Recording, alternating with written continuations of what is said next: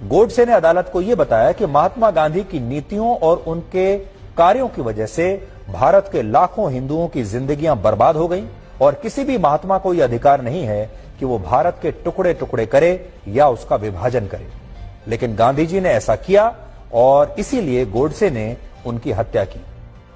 अपने बयान के दूसरे भाग में गोडसे ने कहा कि अगर देश के प्रति समर्पण रखना कोई पाप है तो मैं मानता हूं कि मैंने ये पाप किया है और मुझे पूरा विश्वास है कि इंसानों की इस अदालत के बाद भी एक और अदालत है जहां मेरे इस काम को गलत नहीं समझा जाएगा, क्योंकि मैंने ये काम मानवता की रक्षा के लिए किया है। यानी गोडसे को कोई पछतावा नहीं था कि उन्होंने कोई गलत काम किया है, वो अपने इस काम को सही मानता था। यहां एक बड़ी बात यह है कि अदालत में जब महात्मा गांधी की हत्या के मामले की सुनवाई शुरू हुई तब नाथूराम गोडसे पर जो आरोप लगाए गए थे उनके जवाब गोडसे को लिख कर देने थे और बाद में इन जवाबों को जज के सामने पढ़ा जाना था। लेकिन दूसरा पक्ष ये नहीं चाहता था, यानी जो सरकारी पक्ष था वो ये नहीं चाहता था कि गोडसे के जवाबों को अदालत में पढ़ा जाए और यही मांग तब अदालत से भी की गई। लेकिन अदालत ने उस समय इन आपत्तियों को खारिज कर दिया और इसके बाद गोडसे का यह जवाब अदालत में बाकायदा पढ़ा गया। और बड़ी बात यह है कि अगले दिन यही जवाब उस समय के सारे अखबारों के पहले पन्ने पर था, जिससे तत्कालीन प्रधानमंत्री जवाहरलाल नेहरू काफी चिंतित हो गए और काफी असहज हो गए।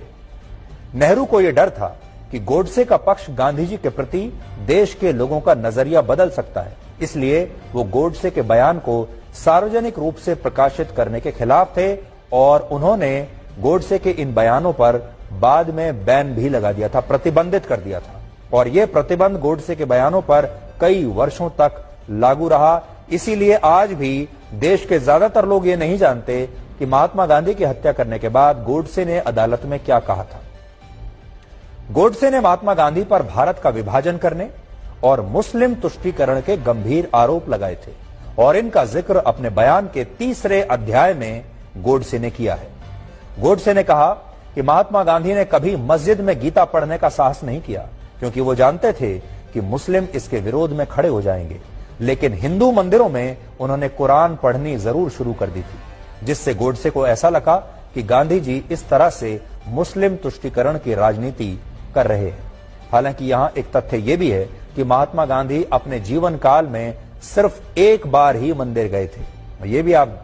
जान लीजिए,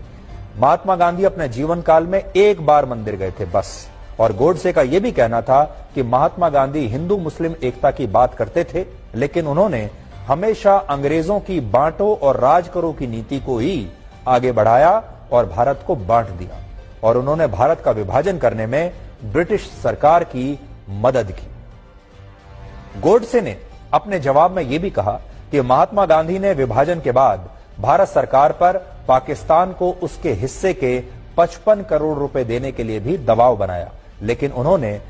इस विभाजन के दौरान निर्वासित हिंदुओं के लिए कभी भी सच्चे मन से कोई प्रयास नहीं किया। असल में जिस समय भारत का विभाजन हुआ और भारत और पाकिस्तान बने, तब देश के सरकारी खजाने में लगभग 400 करोड़ रुपए जमा थे और विभाजन के तहत यह तय हुआ कि इन 400 करोड़ रुपए के खजाने में से 75 करोड़ रुपए पाकिस्तान को दिए जाएंगे और इस समझौते के तहत भारत ने 20 करोड़ रुपए की पहली किश्त पाकिस्तान को आजादी के समय ही दे भी दी थी, क्योंकि आप जानते हैं कि जब जमीन का बंटवारा हुआ, दो देश बने, तो खजाने का भी बंटवारा होगा और खजाने के बंटवारे में पाकिस्तान को 55 करोड़ मिलने थे और दूसरी किश्त में भारत को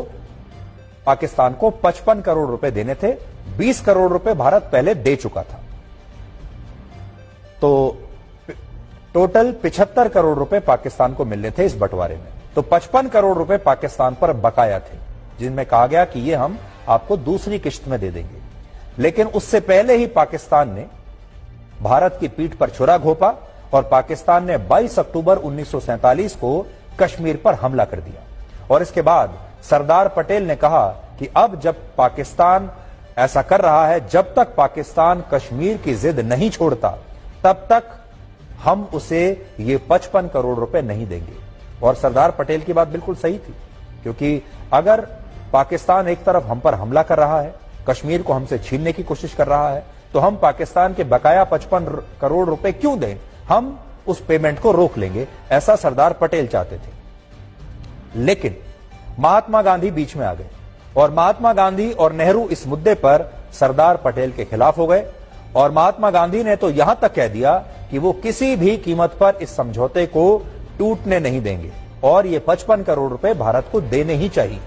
ये बात उनकी हत्या से सिर्फ 18 दिन पहले की है, यानी 12 जनवरी की, और उस समय महात्मा गांधी दिल्ली में हिंदू मुस्लिम एकता के लिए आमरण अनशन भी कर रहे थे। तो सोचिए, जब इतने दंगे हो रहे हैं, हिंदुओं पर अत्याचार हो रहे हैं, मुसलमान भी मर रहे थे, ऐसे में वो अनशन कर रहे थे हिंदू मुस्लिम एकता के लिए। लेकिन माहौल बिल्कुल बदला हुआ था और भारत के जो हिंदू थे वो उनसे बहुत नाराज थे। ऐसा माना जाता है कि इस अनशन के जरिए गांधी जी ने पाकिस्तान को 55 करोड़ रुपए देने के लिए सरकार पर बहुत दबाव बनाया और बाद में नेहरू और पटेल को महात्मा गांधी की ये बात माननी पड़ी और इससे गोडसे और उसके जैसे जो दूसरे हिंदू राष्ट्र के समर्थक लोग थे वो बहुत नाराज हो गए।